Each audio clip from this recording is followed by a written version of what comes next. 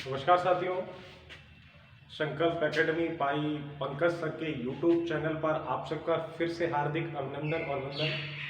साथियों, जैसा कि हम आपको बता दें, इस समय हमारा देश बहुत तेजी से वैश्विक महामारी का शिकार हो रहा है।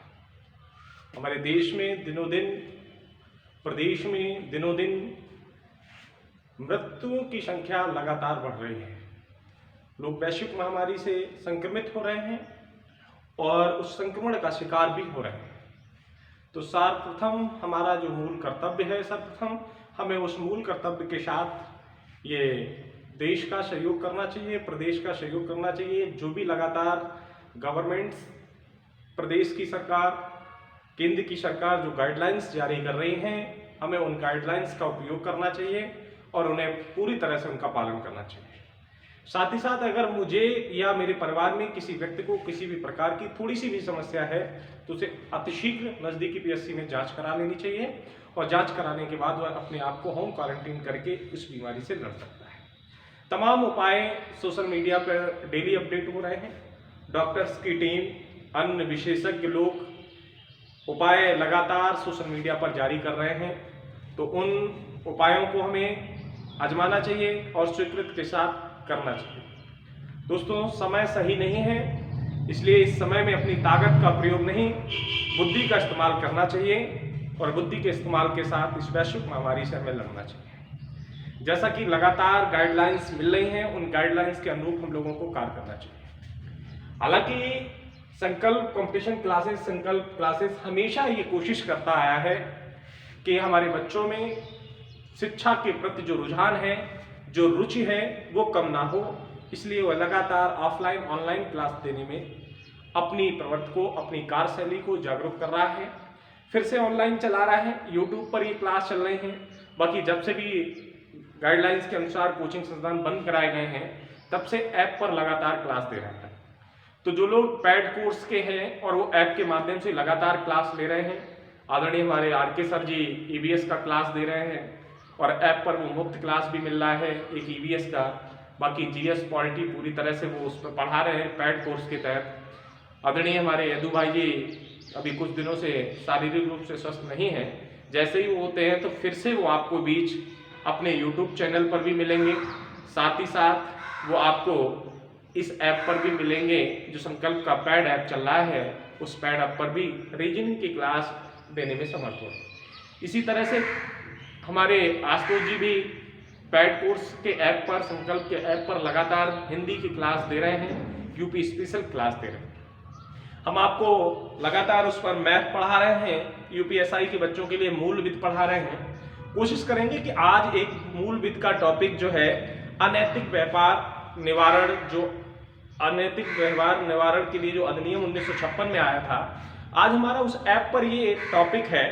तो मेरा प्रयास ये है कि उस टॉपिक को आज हम यूट्यूब पर दें। मैथ में वैसे तो हमारा क्लास मैथ की अगर बात की जाए तो वर्क एंड टाइम चल रहा है, पूरा किरण प्रकाशन और पूरा आर.एस. अग्रवाल को खत्म करने का लक्ष्य रखा गया है। तो पूरी तरह से संकल्प का ये इरादा है कि प्रत्येक बुक्स को पूरी तरह से समाप्त किया जाए। एक एक बुक्स को दो बार रिवीजन किया जाएगा, तो प्रत्येक बच्चा बेहतर ढंग से मैथ सीख जाएगा और कुछ बेहतर कर पाएगा। हमारा प्रयास ये है, आदरणीय हमारे स्टाफ का भी ये सहयोग है, प्रयास है कि हम बच्चों के लिए बेस्ट कर सकें, एक छोटे से कस्बे को बड़ा अवतार दे सकें। बच्चे बहुत बाहर से आए, दिल्ली, लखनऊ, कानपुर जैसे, इलाहाबाद जैसे कई शहरों में, प्रयागराज जैसे शहरों में कंपटीशन एग्जामों की तैयारी कर रहे थे, लेकिन जब वो यहाँ लोकल में आए और उन्होंने संकल्प की केवल नाम सुना था और जब आकर देखा तो उन्हें वास्तविक फील हुआ कि वास्तविक संकल्प एक ऐसा स्थान है जहां गुमराह करने की कोई स्थिति नहीं होती, अपनी बात रखने में कोई स्पष्ट नहीं होती। सारे टीचर्स एज ए फ्रेंड व्यवहार करते हैं, एज ए नेचर फ्रेंड्स का ही रखते हैं और अगर किसी भी प्रकार की समस्या तो उसको बेहतर ढंग से सुनते हैं और बताते भी हैं। तो लगातार प्रयास है, आज भी हमारा प्रयास ऐसा ही है आप लोगों के लिए कि हम कुछ अच्छा कर सके और कुछ बेहतर दे सके। फिलहाल कोशिश यह है आप लोगों के साथ, आप लोग भी कोशिश करिएगा कि जो हमारा YouTube चैनल है संकल्प क्लासेस बाई पंकज सर, इसको जरा आप लोग अन्य लोगों से कहकर सब्सक्राइब करा दीजिएगा, जिससे कि इस पर व्यूज बढ़ते रहें और साथ ही साथ इस पर जो भी सब्सक्राइबरों की संख्या है वो भी बढ़ती रहे। कोशिश करिए आप लोग नज़दीक अपने लोगों को बताने की। तो आज का जो हमने अपना टॉपिक बताया अनैतिक, बेटा कोई कुछ कह रहा हो तो कह लीजिए, मैं पहले कमेंट्स देख लूं। अगर किसी को कुछ कहना हो। अनैतिक व्यापार, इसे निवारण अधिनियम कहा गया। और बेटा ये राष्ट्रपति की मंजूरी के बाद यह नियम लागू किया गया। यह अधिनियम 1956 में आया। 1956 में राष्ट्रपति की मंजूरी के बाद यह 30 अक्टूबर 1956 को लागू किया गया। कब लागू किया गया बेटा? ये लागू हुआ 30 अक्टूबर 1956 को। अगर हम संपूर्ण भारत की बात करें तो लगभग लागू हो गया था जम्मू एंड कश्मीर को छोड़कर। जम्मू एंड कश्मीर में यह 30 अक्टूबर 2019 को लागू हुआ। अगर हम पूरी तरह से बात करें कि पूरी तरह से यह अधिनियम 1956 का कब हमारे यहाँ लागू हुआ, तो अनैतिक व्यापार अधिनियम 1956 का पूरी तरह से 30 अक्टूबर 2019 को हुआ। जम्मू कश्मीर में भी इसको शामिल किया गया। तो पूर्ण रूप से संपूर्ण भारत में लागू होने वाला अधिनियम जो था वो अनैतिक व्यापार निवारण अधिनियम 1956, राष्ट्रपति की मंजूरी 30 अक्टूबर 1956 को मिली और 30 अक्टूबर 1956 को ये लागू हो गया। साथ ही साथ प्यारे प्यारे बच्चे, यह पूर्ण रूप से 30 अक्टूबर 2019 को हुआ। पसीने की बात इसलिए बेटा, इससे पहले लगभग 2 घंटे की क्लास मैं ले चुका हूं ऐप पर, और इसके बाद इस क्लास को यहां पर लेना इसलिए शुरू किया। वैसे तो ये क्लास हमारी 11 बजे से थी, लेकिन मैंने इसको अभी आदरणीय आज हमारे स्टाफ के सर नहीं आ पाए हैं, तो इस वजह से हमने इस क्लास को यहीं पर लेना शुरू कर दिया। प्यारे बच्चे, अनैतिक व्यापार निवारण अधिनियम है क्या? अगर मैं सामान्य बात करूं तो कायदा यह है कि इसको हमें यूट्यूब पर नहीं पढ़ाना चाहिए, क्योंकि इसमें कुछ ऐसे लोग हैं जो इस धंधे में बहुत कारगर हैं, धंधा करते हैं और बहुत सफल भी हो गए हैं। कुछ ऐसे लोग हैं इस धंधे में बहुत अभिरुच रखते हैं और उस अभिरुच के साथ अन्य से दौलत कमा रहे हैं। मैं बहुत छोटा पढ़ाऊंगा, बहुत शॉर्ट पढ़ाऊंगा, क्योंकि इसके कुछ ऐसे बिंदु हैं जिन्हें हम सामान्य रूप से अगर प्रदर्शित करेंगे इस YouTube चैनल पे तो लोग खिलाफत ज्यादा करना पसंद करेंगे। तो मैं दावा कर रहा हूं, पहले मैं अपना एक व्यक्तिगत अनुरोध आपसे कर रहा हूं कि मैं जो अनैतिक व्यापार अधिनियम पढ़ाने जा रहा हूं इसको कोई भी व्यक्तिगत रूप से ना ले, और ये सिर्फ टॉपिक है UPSI के लिए, PCS के लिए आता हुआ टॉपिक है, तो इसे व्यक्तिगत रूप से ना लें। एक शिक्षा के क्षेत्र को का विषय वस्तु है तो उस विषय वस्तु को मानते हुए इसे स्वीकार करें। अन्य किसी भी प्रकार से मेरा कोई भी इस पर वो नहीं है कि आप जिसको ले सकें। तो बेटा इसके अगर हम विस्तार की बात करें तो जम्मू एंड कश्मीर को छोड़कर वैसे तो संपूर्ण भारत में लगभग 1956 में लागू हो गया था। यदि जम्मू एंड कश्मीर की भी बात करें उसमें भी लागू, तो पूर्ण रूप से संपूर्ण भारत में यह 30 अक्टूबर 2019 में हुआ। बेटा जब भी आपको लिख के आए कि संपूर्ण भारत में कब हुआ, तो आपका आंसर होगा 30 अक्टूबर 2019 को यह संपूर्ण भारत में लागू हो गया। बेटा इसमें कुछ शब्द मिलेंगे, जैसे हम उन कुछ शब्दों की बात कर रहे हैं, फिर इस अधिनियम के कुछ बिंदु बताएंगे। ज्यादा नहीं तो आज की क्लास में हम 4 से 5 बिंदु आपको बताएंगे। 72 बिंदु होंगे, आपको समझ में आएंगे इस कानून के नियम को क्या क्या होंगे। वैसे मूल विधि की जो अन्य इससे पहले की क्लासें हैं वो ऐप पर मौजूद हैं, आप लोग देख सकते हैं। 3 शब्द आते हैं, आपने पढ़े होंगे। बालक, बालक या बालिका एक ही बात होती है, बालक ही बालिका की श्रेणी में आ जाएंगे। बेटा आता है अवयक्ष, और अवयक्ष के बाद आता है वयक्ष। 3 चीजें देख लो भाई, टेक्निकल टीम ये देख ले कहां तक आ रहा है। आज असल में दूसरे बोर्ड पर क्लास चल रही है, इसलिए देखते रहें कि यहां तक आ रहा है, साफ दिख रहा होगा हमारे बच्चों को कि नहीं। जो भी बच्चे हमारे देख रहे होंगे उन्हें साफ दिखना चाहिए, किसी भी प्रकार से किसी भी बच्चे को समस्या नहीं आनी चाहिए। अगर किसी को व्यक्तिगत समस्या आ रही हो तो कमेंट्स करके हमें बताते रहें, जिससे हम समझ सकें। देखो पहली बात बताई, बालक क्या है, अवयक्ष क्या है और वयक्ष क्या है। बेटा घर से क्लास दे रहे हैं तो तमाम समस्याएं होंगी, तो इसलिए थोड़ी सी समस्याओं को कॉपरेट आप लोग भी करें। वैसे प्रयास यह है कि बेहतर मिल सके। बालक बेटा उन्हें कहते हैं जो 16 वर्ष से कम आयु के लोग होते हैं। चाहे बालक हो चाहे बालिका हो, ऐसे बालक या बालिकाएं जिनकी आयु 16 वर्ष से कम होती है वो सारे बालक की श्रेणी में आते हैं। वो सारे किस में आते हैं? वो सारे बालक की श्रेणी में आते हैं। बेटा वयस्क कौन से होते हैं? तो वयस्क वो होते हैं जिनकी आयु 16 से 18 वर्ष होती है, माने 16 वर्ष से अधिक हो और 18 वर्ष से कम हो, तो ऐसे बालकों को हम, ऐसे लोगों को हम अवयस्क लोग कहते हैं। अवयस्क कहते हैं 16 से अधिक 18 से कम की श्रेणी के लोगों को अवयस्क कहा जाता है और 18 से अधिक आयु के लोगों को वयस्क कहा जाता है। 18 या 18 से अधिक, 18 या 18 से अधिक, इसीलिए तो वयस्क मतदाता ही होता है क्योंकि वह 18 साल की आयु को पा लेता है। बेटा किसी भी प्रकार की समस्या आ रही है तो हमने बताया कि हमारा संस्था का व्हाट्सएप नंबर है 9415306672। अगर आप ज्वाइन करना चाहते हैं, ऑनलाइन क्लास लेना चाह रहे हैं, आर के सर की लेना चाह रहे हैं, यदु सर की लेना चाह रहे हैं, आशुतोष सर की लेना चाह रहे हैं, या किसी भी सब्जेक्ट का आप ऑनलाइन पैड कोर्स लेना चाह रहे हैं, तो इस नंबर पे आप ज्वाइन लिखकर भेजिएगा, आपको उस ग्रुप से ऐड किया जाएगा और ऐड करने के बाद आपको विस्तृत जानकारी दे दी जाएगी। सबसे अच्छी बात यह है कि आपको यहाँ पढ़ा रहे टीचरों की भाषा बहुत अच्छे से समझ में आएगी। उनका उद्देश्य ही है प्यार से समझाना और बेहतर ज्ञान देना। तो मैं जो पहले कुछ शब्द बता रहा हूँ, अनैतिक व्यापार निवारण अधिनियम 1956 के मैंने बताया, ये अधिनियम राष्ट्रपति की मंजूरी 30 अक्टूबर 1956 को मिलने के बाद लागू हुआ, लेकिन जम्मू एंड कश्मीर में यह नियम लागू नहीं हो पाया था। अगर जम्मू एंड कश्मीर की बात करें, अगर हम कहें संपूर्ण भारत में कब लागू हुआ, तो यह संपूर्ण भारत में 30 अक्टूबर 2019 को लागू हो गया। प्यारे बच्चे, 3 शब्द पहले हमने बताया इस नियम का विस्तार करने के लिए, बालक, अवयस्क और वयस्क। बालक वो होते हैं जिनकी आयु 16 वर्ष से कम होती है, बालक की श्रेणी में आते हैं। अवयस्क वो लोग होते हैं जो 16 वर्ष से अधिक परंतु 18 वर्ष से कम के लोग होते हैं, वो अवयस्क लोग होते हैं। और वयस्क लोग वो होते हैं जो 18 वर्ष से अधिक आयु के लोग होते हैं, उन्हें हम वयस्क कहते हैं। बेटा इसके बाद 2 चीजें और आती हैं, इसको हटाने वही देखो 2 चीजें आती हैं। एक आती है सुरक्षा गृह। क्या आता है? एक सुरक्षा गृह। सुरक्षा गृह के साथ साथ एक शब्द और आता है जिसे हम कहते हैं सुधार संस्था। सुधार संस्था, ये 2 शब्द और आते हैं। अभी तो कई शब्द मिलेंगे, हम इन सारे शब्दों।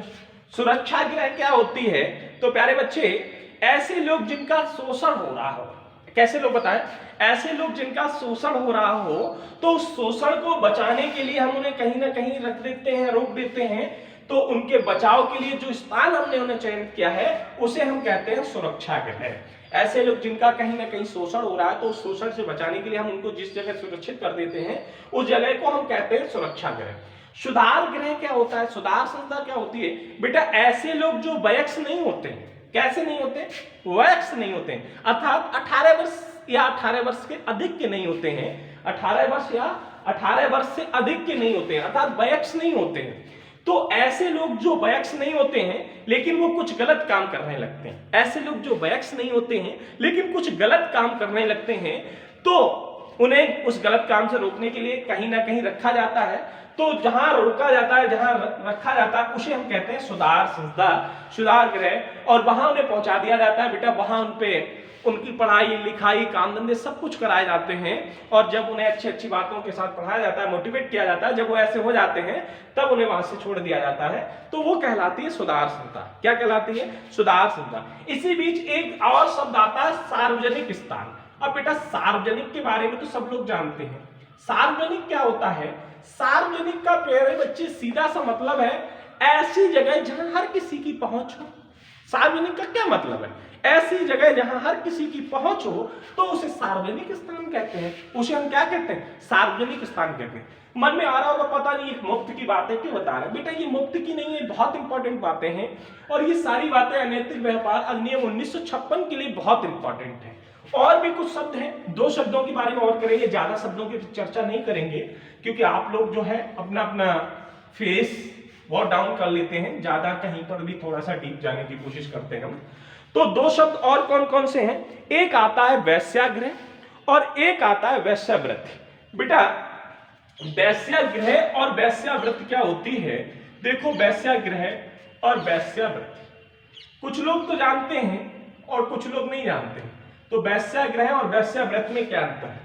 वेश्यागृह माने ऐसी जगह जहां लैंगिक शोषण होता हो। वेश्यागृह का मतलब क्या है? ऐसी जगह जहां लैंगिक शोषण हो रहा हो, उस जगह को हम कहते हैं वेश्यागृह। उसे हम क्या कहते हैं?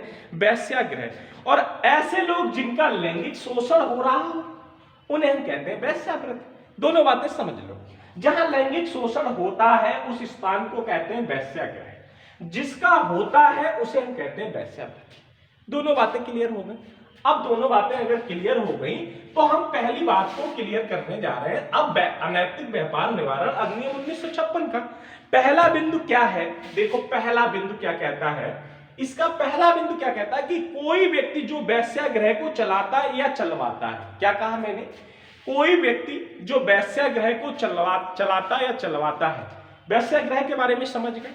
ऐसी जगह बेटा जहां पर लैंगिक शोषण हो रहा हो, लैंगिक शोषण करवाए जाते हो या लैंगिक शोषण करवाने की जगह हो, उसे हम कहते हैं वेश्यागृह।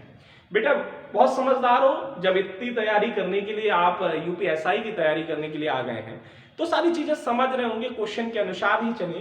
तो ऐसी जगह जहां पर वेश्यागृह को चल रहा हो, चलवाया जा रहा हो या कोई चलाता हो, ऐसा व्यक्ति जो वेश्यागृह को चलवा रहा हो या चला रहा हो या चलवाता हो या चलता रहा हो, ऐसी प्रक्रिया के लिए मेरी बात समझो। पहला नियम क्या है कि जब कोई व्यक्ति वेश्यागृह को चला रहा हो या चलवाता हो और वो पकड़ा जाए। क्या हो बेटा? पकड़ा जाए। जब कोई व्यक्ति वेश्यागृह को चला रहा हो या चलवाता हो तो वो पकड़ा जाए। यदि पहली बार पकड़ा गया, 2 बार पकड़ा जाएगा। बेटा ये याद रखना, सजा 2 तरीके की होती है, एक कठोर सजा होती है और एक नॉर्मल सजा होती है। तो वेश्यागृह अनैतिक व्यापार अधिनियम में हमेशा कठोर सजा ही मिलती है। तो बेटा पहली बार यदि वो पकड़ा गया, जब कोई व्यक्ति वेश्यागृह को चला रहा है या चलवाता है, यदि वो पहली बार पकड़ा गया है तो न्यूनतम और अधिकतम, ये सर वहां के मजिस्ट्रेट के ऊपर निर्भर करता है कि वो किस तरीके से सजा देता है। न्यूनतम या अधिकतम, न्यूनतम 1 वर्ष के लिए, अधिकतम 3 वर्ष के लिए। न्यूनतम तो 1 वर्ष की कारावास हो सकती है, अधिकतम 3 वर्ष की कारावास हो सकती है। या तो 1 वर्ष की कारावास बोली जा सकती है या 3 वर्ष की कारावास बोली जा सकती है, या फिर बेटा 2000 रुपए जुर्माना लेकर भी छोड़ा जा सकता है ना?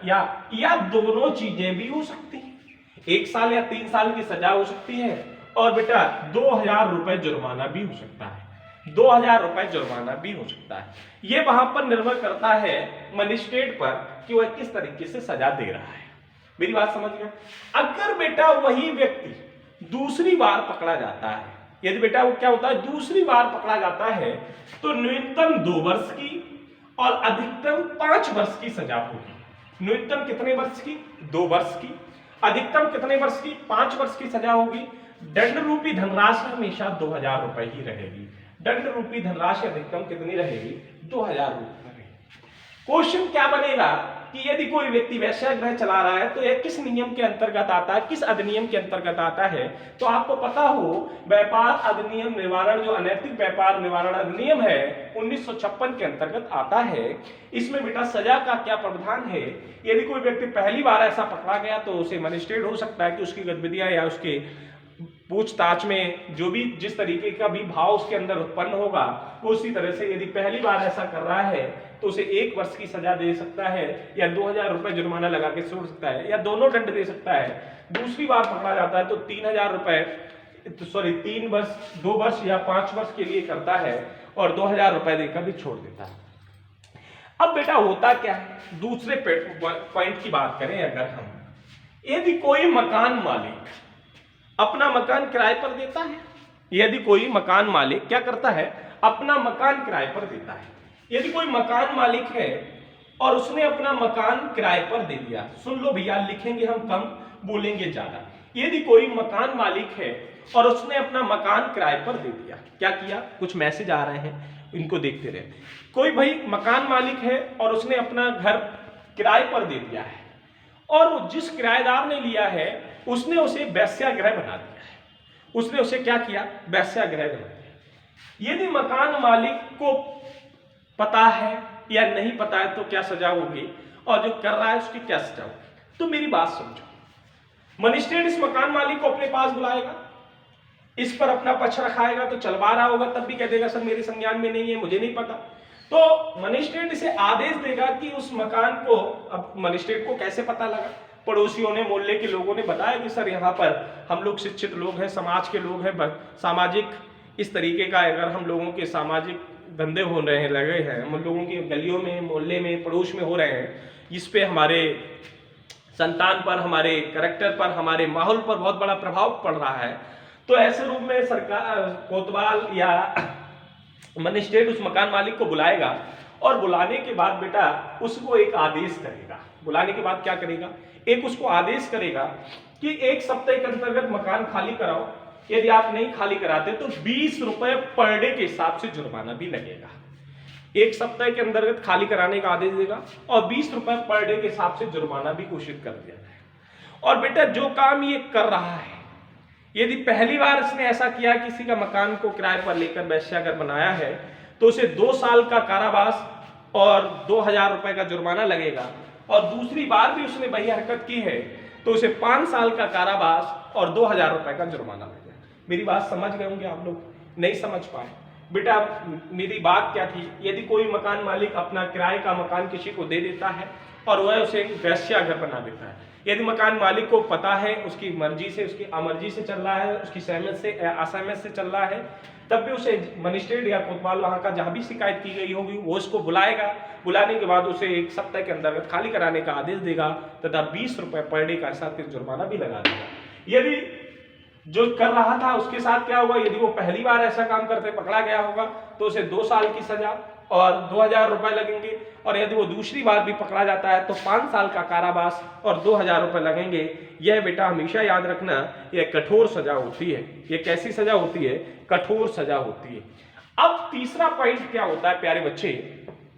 तीसरा पॉइंट ऐसा है, उसको भी कुछ लोग देखिए होते सारे काम है, अगर नहीं हो रहे होते तो ये अधिनियम ही नहीं आता, और अधिनियम नहीं आता अगर इतने टाइप से नहीं हो रहे होते तो इतने नियम नहीं बनाए जाते, तो कहीं ना कहीं ये काम सारे होते, इसीलिए अधिनियम बनाया गया है। तो तीसरा नियम क्या बनाया है? तीसरा बिंदु क्या कहता है? यदि कोई व्यक्ति वेश्यावृत्ति की, मैं क्वेश्चन की भाषा बोल रहा हूं, वैसी भाषा में बात करेंगे तो थोड़ा सा अच्छा नहीं लगेगा, ऑफलाइन की क्लास में मैं बेहतर बता देता हूं। यदि कोई व्यक्ति वेश्यावृत्ति का मतलब लैंगिक शोषण जिसका हो रहा हो, अर्थात यदि कोई व्यक्ति वेश्यावृत्ति के उपार्जन से यदि कोई व्यक्ति वेश्यावृत्ति के उपार्जन का मतलब उसके खान पान से, तो क्या करता है? उपार्जन पर अक्षमता या पूर्णता जीवन निर्वाह करता है। मेरे कहने का क्या मतलब है? शायद इस हिंदी के कठिन शब्दों को आपने समझने में थोड़ी सी विडंबना का सामना किया होगा, तो मैं इसको सरल किए दे रहा हूं। यदि कोई व्यक्ति वेश्यावृत्ति की महिला या पुरुष के धन पर पूरा जीवन यापन करता है, चाहे वह पूरा करे चाहे आधा करे, तो इसके लिए भी सजा है। इसके लिए भी क्या सजा है? देखो प्यारे बच्चे, इसमें 3 तरीके के शब्द मिलते हैं। क्या मिलते हैं? यदि वह बालक या बालिका है, यदि वह अवयस्क है, या यदि वह वयस्क है। तीनों चीजें समझना भैया। आईपीसी क्या है, मूल विधि क्या है, मूल विधि में सारी कानूनों की धाराएं क्या है, कि हर धारा में पुलिस का हस्तक्षेप होता है, या सामान्य धाराओं में क्या होता है, पुलिस कब कब अपने हाथ से सामान्य व्यक्ति को गिरफ्तार कर सकती है, कब शंका के रूप में पूछताछ कर सकती है, या सामान्य व्यक्ति को कब रोक सकती है। ऐसे कानूनों की कई धाराओं के बारे में हमने आपको अवगत कराया ऐप पर। तो सारी चीजें भी आपको अवगत कराई जा रही है ऑफलाइन की क्लास में। मैं दावा करता हूं कि किसी भी प्रकार से समस्या नहीं आएगी, लेकिन फिर भी आप थोड़ा सा समझने की कोशिश करें। यदि कोई व्यक्ति वेश्यावृत्ति के उपार्जन पर अंश या पूर्णता निर्भर जीवन यापन करता है, तो उसे क्या होता है? तो 3 तरीके। यदि वह जो वेश्यावृत्ति की लड़का या लड़की है, अर्थात 16 वर्ष से कम की है, वैश्या 18 वर्ष से कम की है और वयस्क है तो 18 वर्ष से अधिक। तो क्या क्या सजा होगी? यदि बेटा वो वयस्क है और पकड़ा गया है, पकड़ी गई है, तो 2 वर्ष की सजा और 1000 रुपए जुर्माना लगेगा। 2 वर्ष की सजा और 1000 रुपए जुर्माना लगेगा यदि वो वयस्क की श्रेणी में आता है। यदि वो अवयस्क की श्रेणी में आता है तो 7 से 10 वर्ष की सजा लगेगी। 7 से 10 वर्ष की सजा, न्यूनतम 7 वर्ष की कारावास हो सकती है, अधिकतम 10 वर्ष की कारावास हो सकती है। यदि वो बालक की श्रेणी में आता है तब भी बेटा सेम सजा रहेगी, 7 वर्ष न्यूनतम और 10 वर्ष अधिकतम। मेरी बात समझ गए होंगे? तीसरा बिंदु भी नहीं समझ में आ रहा है तो कमेंट्स कर देना, मैं तीसरे बिंदु को फिर से बता दूंगा। नेक्स्ट पॉइंट क्लियर कर रहा हूं, चौथा बिंदु क्लियर कर रहा हूं, समझने की कोशिश करना बेटा, जिसको समझ में नहीं आए वो पूछे। जब कोई व्यक्ति किसी व्यक्ति की सहमति या असहमति से, माने किसी की इच्छा से या किसी की इच्छा के विरुद्ध, जब कोई व्यक्ति किसी की सहमति से या असहमत से, या तो सहमत से कर रहा हो या असहमत से कर रहा हो, वैश्याव्रत बना रहा हो या वैश्याव्रत में लगा दिया हो। यार मेरे कहने का सीधा सा मतलब है कि लड़की की राजी है तब तो लगा दिया है, और लड़की की नहीं राजी है तब भी वैश्याव्रत में लगा दिया कि मुझे नहीं पता, पैसा कमा के लाओ, तो उसके लिए क्या सजा है? तो बिंदु 4 में यही बात है, उसके लिए भी सजा है, उसके लिए भी प्रयास, उसके लिए भी कानून है।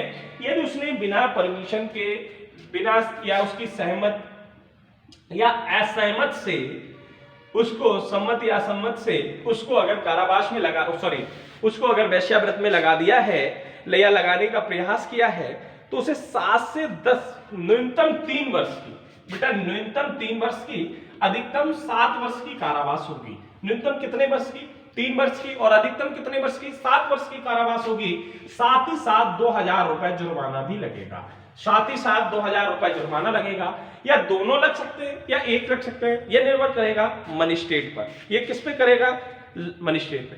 और बेटा यदि मजिस्ट्रेट ने पूछते वक्त लड़की ने ये कह दिया, देखो बात सुन लो, मजिस्ट्रेट के सामने जब उसको पेश किया गया और लड़की ने कह दिया कि ये हमसे जबरन करवा रहे थे, या ये हमारा शोषण, मुझे वैश्यावृत्ति इन्होंने जबरन बनवाया है, मुझे जबरन भेजा जा रहा है, तो बेटा न्यूनतम 7 वर्ष की और अधिकतम 14 वर्ष की कारावास होगी।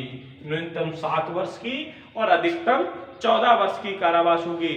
और बेटा वो जबरन तो करवा रहे थे और वो वयस्क नहीं है, बालक या बालिका की श्रेणी में है, अवयस्क है, तो ये सजा न्यूनतम 7 वर्ष की और आजीवन सजा अधिकतम होगी, आजीवन कारावास अधिकतम होगा।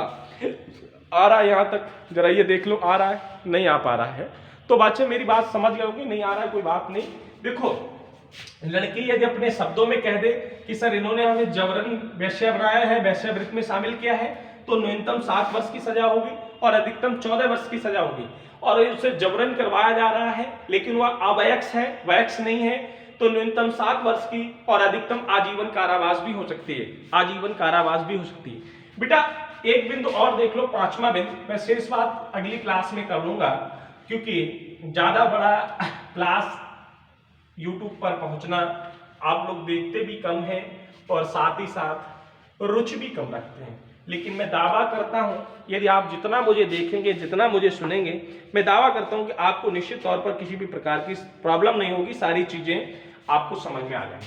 अंतिम पॉइंट यह है, यदि कोई व्यक्ति वैश्यावृत्ति को सार्वजनिक स्थल पर वैश्यावृत्ति करता पाया जाए, सार्वजनिक स्थल पर मतलब कहीं पार्क में, कहीं बेटा station, bus station, railway station, hospital में, ऐसे स्थान जैसे सार्वजनिक स्थान हैं जहां हर किसी की पहुंच, हर कोई पहुंच सकता है, जैसे पार्क हुआ, हॉस्पिटल हुआ, बस स्टैंड हुआ, या कहीं भी ऐसे स्थानों पर, सार्वजनिक स्थानों पर कोई लड़का किसी लड़की से हरकत करता है, वही है तो उसकी वाइफ है तो उसकी गर्लफ्रेंड, बट वो हरकत करता है, क्या करता है, किसी भी प्रकार का कोई भी शारीरिक संबंध या अनियमितताओं का प्रस्तुति करता है, तो ऐसी जगह पर भी सजा है।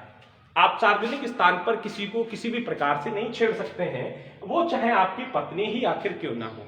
यदि वो ऐसी जगह पर कुछ भी करता है, सार्वजनिक स्थान पर वैश्यावृत्ति करते हुए पाया जाए, सार्वजनिक स्थान पर अगर वो वैश्यावृत्ति करते पाया जाए, पहली बार पाया गया होगा तो 3 माह का कारावास होगा, 3 माह का कारावास होगा और दूसरी बार पाया जाए तो 6 माह का कारावास होगा। तो 6 माह का कारावास होगा। कठोर कारावासी होते हैं, ये आप याद रखना, सजा हमेशा कठोर होती है। यदि प्यारे बच्चे जिसके साथ वह किस कर रहा है या कुछ भी कर रहा था वह बालक निकल आए, वयस्क ना निकले, बालक निकल आए, तो उससे बेटा 7 से 10 साल की, न्यूनतम 7 वर्ष की, अधिकतम 10 वर्ष की सजा होगी। न्यूनतम 7 वर्ष की और अधिकतम 10 वर्ष की सजा होगी। बेटा हम अगले वीडियो में बताएंगे आपको, अगली क्लास में हम आपको बताएंगे, जो हमारी नेक्स्ट क्लास है उसमें भी बताएंगे आपको हम। कुछ ऐसे लोग होते हैं सार्वजनिक स्थल पर करते हैं, उनके फ्रेंड होते हैं कि हाँ तुम अंदर भाई किसी कर लो, हम बाहर रखा रहे हैं, तो ऐसे लोग भी पकड़े जाते हैं। वो बाहर रखाने वाले यदि फंस जाते हैं तो उनको भी सजा है। तो हम उस सजा की बात जो है नेक्स्ट क्लास में क्लियर करेंगे।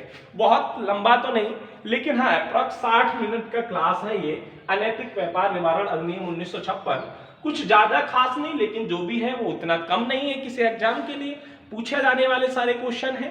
बहुत से ऐसे बिंदु हैं जो हम सार्वजनिक रूप से आप तक नहीं पहुंचा सकते हैं, जिन्हें हम आपको लिख कर दे सकते हैं, पीडीएफ के रूप में मिल सकते हैं। तो सारी चीजें उपलब्ध हैं। प्यारे दोस्तों मैं फिर से बता दूं, संकल्प क्लास लगातार आप लोगों के पास बेहतर करने का प्रयास कर रहा है। जो आप दिल्ली, कानपुर, आगरा, लखनऊ जैसे शहरों में ढूंढने का प्रयास करते हैं, वो आपके नगर मोहम्मदाबाद, जनपद फर्रुखाबाद में देने का प्रयास कर रहा है। मैं दावा करता हूं कि पूर्ण विश्वास के साथ जो कुछ भी दूंगा अच्छा दूंगा और बेहतर करने का प्रयास करूंगा। कोचिंग आपकी आवासीय भी है, आप आवास के रूम में भी रह सकते हैं। प्रयास चल रहा है कि इसे आर्मी के जो छात्र हैं उनकी फिजिकल एकेडमी तो संकल्प ने बना रखी है, साथ ही साथ आवास की एकेडमी भी बना दी है कि उनका फिजिकल और रिटन पूरी तरह से यहीं से रिकवर कराया जाए और पूरी तरह से उन्हें फिट करके ज्वाइन कराया जाए। तो ये संकल्प का है। जैसे ये हमारा देश वैश्विक महामारी से विजय पाता है, वैसे ही आपको पूरी तरह से संकल्प में दाखला लेकर अपनी मंजिल तक पहुंचने का जो सपना है उसे पूर्ण करना होगा। मैं दावा करता हूं संकल्प आपके लिए बेहतर है और इससे बेहतर विकल्प अभी भी आप खोज रहे हैं तो फिर आप अति बुद्धिमान हैं, बुद्धिमान नहीं हैं। इसलिए अपनी प्रखरता बुद्धि का परिचय देते हुए संकल्प पर भरोसा करें और आप पिछले एग्जामों में तमाम श्रेणियों से सफल हुए छात्रों का यहाँ फोटो चस्पा है संकल्प हॉल में, आप देख सकते हैं। इन लोगों ने बड़ी कठिनाई की मेहनत की है। कुछ ऐसे लोग थे जिनके पास सुनहरा और अंतिम मौका था और उन्होंने संकल्प ज्वाइन किया और भरोसा किया। मंडी बहुत सी है, लेकिन समझदारी वही है जो सही जगह पहुंची है। प्रत्येक सब्जेक्ट का प्रत्येक टीचर है, एक टीचर से सारा ज्ञान नहीं दिला रहा है, जबरदस्ती नहीं पढ़ाया जा रहा, पूरा समय दिया जा रहा है, निःशुल्क रूप में शिक्षा आपको दी जा रही है। ऑफलाइन ज्वाइन कर सकते हैं, बहुत कम पैसों में शिक्षण शुल्क थोड़ा सा लिया जाता है और बेहतर शिक्षा का प्रावधान है। इसलिए आप अफवाहों पर ध्यान ना दें, शिक्षा की गुणवत्ता को समझें और संकल्प के साथ जुड़ें। यही आपका भरोसा है, यही आपकी उम्मीद है, यही आपकी मंजिल है। इसलिए सभी दोस्तों से मेरा फिर से अनुरोध है कि चैनल को अधिक से अधिक शेयर करें, लोगों से अपील करें कि सब्सक्राइब करें, लाइक करें। बहुत बेहतर देने वाला है संकल्प। धन्यवाद दोस्तों, नमस्कार दोस्तों।